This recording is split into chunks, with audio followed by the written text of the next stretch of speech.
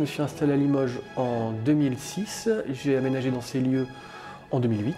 J'ai acheté les murs, c'était des anciens bureaux, j'en ai fait un atelier de lutherie généraliste, c'est-à-dire que je faisais de la location, de la réparation, de la restauration, de la vente de petits matériels, d'instruments d'études, du reméchage d'archers.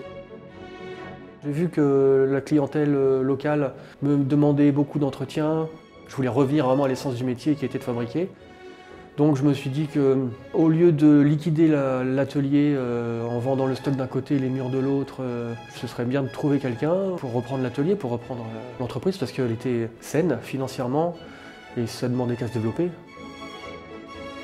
J'ai envoyé une candidature spontanée et puis la réponse de Pierre Fournier, donc mon prédécesseur, c'était je n'embauche pas mais je mets mon atelier en vente. J'ai pris quelques temps pour réfléchir, il m'a envoyé le dossier qu'il avait préparé avec la Chambre des métiers.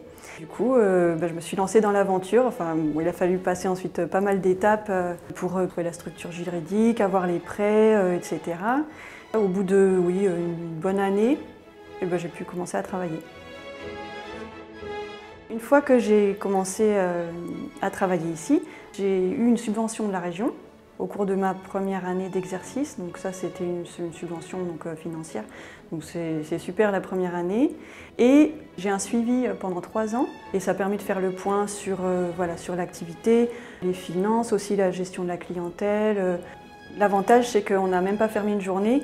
On a signé, je crois, la veille du 1er mai et le 2 mai, je travaillais, il y avait directement des clients. Je suis très satisfait que ça reprenne vie et je suis surtout satisfait qu'on ait trouvé une formule qui marche pour tout le monde.